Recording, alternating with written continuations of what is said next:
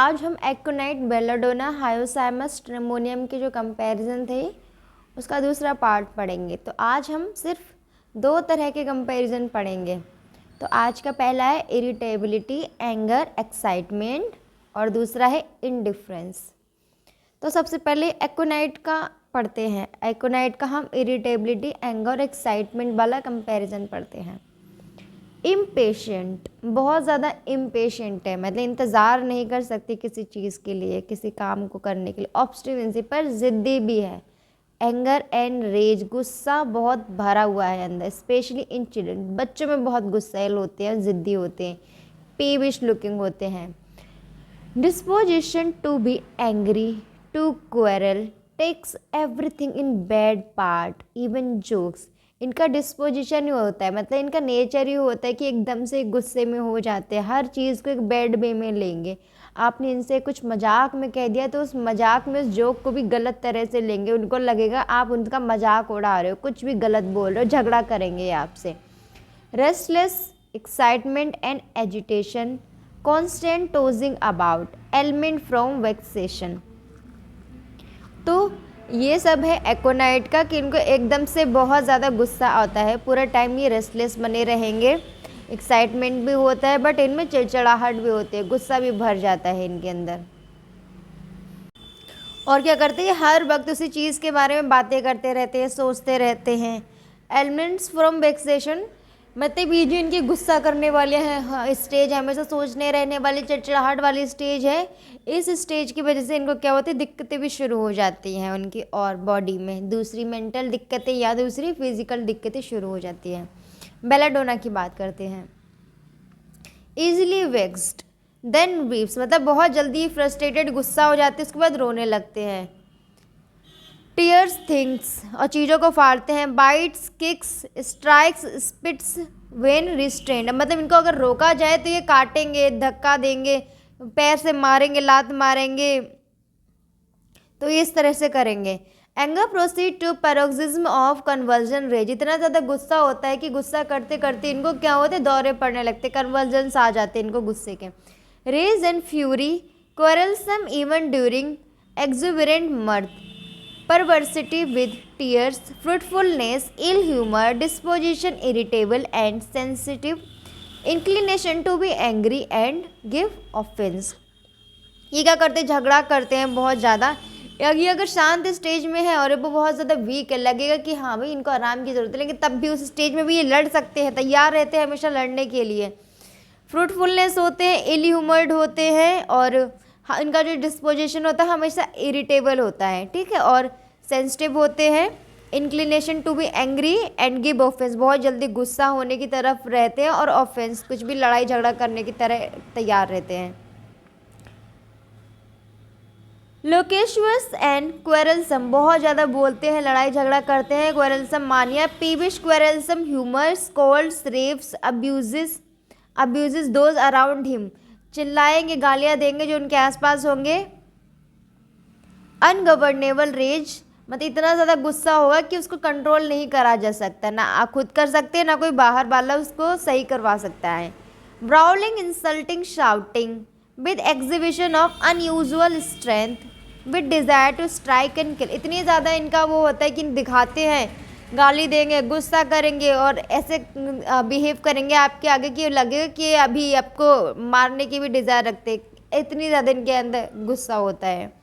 Stramonium, very passionate, easily provoke to rage, इतने ज़्यादा passionate होते हैं और बहुत जल्दी इनको गुस्सा दिलाया जा सकता है, कुछ आपने बोल दिया ज़रा से और इनका गुस्सा इनकी नाक पे चढ़ गया। Uncontrollable rage of fury, flies at people, strikes, want to kill others or self, violent scolding, senseless quarreling, irritated by trifles, sops with anger after slightest contradiction। ये उनका होता है, इनकी भी जो रेज होती है, गुस्सा होता है, वो अनकंट्रोलेबल होता है, लोगों को मारते हैं, उनके ऊपर भड़क उठते हैं, लोगों को या तो इतना गुस्सा आता है या तो सोचते हैं कि खुद को मार दें या दूसरों को मार दें, लोगों को या खुद को मारने की कोशिश करते हैं, सोचते हैं। वायलेंट हो तो बहुत ज़्यादा गुस्से से चिल्लाएंगे बिना किसी मतलब अगर या पे चिल्ला रहे हैं और उस बात का सेंस नहीं है तब भी यहाँ पे झगड़ा करेंगे, बस ये करते रहेंगे। जरा सी बात ईजिली ट्रफल से इरिटेट हो जाते हैं, सोप करेंगे, रोएंगे, और जरा सा भी कॉन्ट्राडिक्शन से इनको दिक्कत हो जाएगी, एकदम से एंगर में भर जाएंगे जो चीज़ इनके हिसाब की नहीं है। इंडिफरेंस की बात करें, dislike to talk, answer laconically, totally apathy after anxiety. अब इनका सिंपल ये है कि दूसरे से बात करना ही इनको नहीं पसंद है, मतलब सही से आंसर नहीं देंगे, कोशिश करेंगे कि अपने आप में ही रहें, ज़्यादा बातचीत नहीं करेंगे। टोटल अपैथी आफ्टर एंजाइटी, अगर इनको एंजाइटी की दिक्कत है, एंजाइटी के बाद कंप्लीटली अपने हो जाएंगे, इनको बस अपने आप से ही मतलब है भाई, बाहर इनको मतलब नहीं किसी से। ग्रेट अपैथी एंड इंडिफरेंस, बहुत ज़्यादा इनको अपैथी होती है और इंडिफरेंस होती है, लोगों से बातचीत करना बिल्कुल पसंद नहीं है। सुप्रीम इंडिफरेंस टू एवरीथिंग, मतलब चीज़ों से भी, हर चीज़ से इनको दिक्कत है। डिज़ायर फॉर सॉलिट्यूड, अकेले रहना चाहते हैं। ड्रेड ऑफ सोसाइटी, सोसाइटी से दूर रहना चाहते हैं, सोसाइटी से मतलब नहीं है।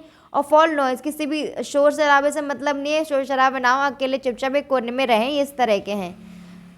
रिपग्नेंस टू कन्वर्जेशन, कन्वर्जेशन करना नहीं चाहते हैं। डिस्क्लिनेशन टू टॉक और वेरी फास्ट टॉक, अगर पहले तो बात करना नहीं चाहेंगे, बात करेंगे तो कोशिश करेंगे जल्दी जल्दी बात खत्म हो जाए, बस खत्म करके अपने अपने अलग रास्ते चल रही है, इस हिसाब के होते हैं। नो कंप्लेंट्स, हाई साइमस पढ़ रहे हैं हम। नो कंप्लेंट्स, नो वांट्स, कोई कंप्लेंट नहीं करेंगे, कोई इनकी डिमांड नहीं, कुछ इनको नहीं चाहिए होगा। कंप्लीट अपैथी, बस इनको अपने से मतलब है, शिकायत नहीं है कुछ और तुमसे कुछ डिमांड भी नहीं है, बस अपने आप से मतलब है भाई। आंसर्स नो क्वेश्चन, कुछ पूछोगे तो आंसर भी नहीं करेंगे। Can't bear to be talk to, और इनसे सहन नहीं होगा कि कोई इनसे बात कर रहा है, बस नहीं इनको पसंद है कोई इनसे बोले। एस्ट्रोमोनियम की बात करते हो, at one time great indifference to matters of business, at another fear of being found incapable of discharging them. इनको सबसे ज़्यादा इंडिफरेंस होता है बिजनेस टॉक से, बिजनेस के जो मैटर्स है, जो काम की बातें हैं, उनसे इनको कोई मतलब नहीं कि मुझे नहीं करती, काम से रिलेटेड बातें हैं।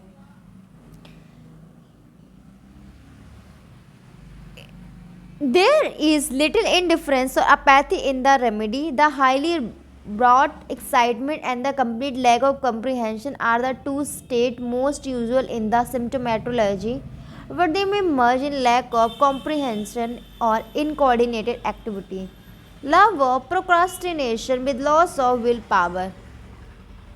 अब क्या है, इनको जो मेंटल बर्डन दे, दिमाग पे कसरत दे, वो काम ही नहीं पसंद है। अगर आप बिजनेस की बात कर रहे हो, कुछ काम की बात कर रहे हो, तो थोड़ा दिमाग पे जोर लगेगा ना कि भाई उनको सोच के कुछ आंसर देना है, तो इसलिए उनको वो बात करनी ही नहीं है, भैया मेरे को दिमाग पे जोर नहीं देना है, इसलिए लोगों से दूर दूर रहेंगे, ठीक है। और ये इतने प्रोक्रास्टिनेशन होते हैं, मतलब इतने आलसी होते हैं कि कोशिश करते हैं कि काम आगे डिले होता रहे, डिले होता रहे, डिले होता रहे।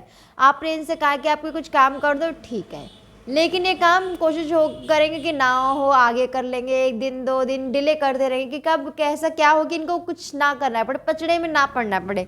कुल मिला के इनको बस अपने आप में रहना है, पड़े रहना है, खाना पीना सोना है, किसी चीज़ से मतलब नहीं है। इनके पास कोई भी कोऑर्डिनेशन नहीं है, कोई कोऑर्डिनेशन नहीं है। अगर आपने कहा कि इस समय से काम करना है तो कुछ नहीं करेंगे, इस तरह अलग टाइप की कैटेगरी के ये लोग होते हैं।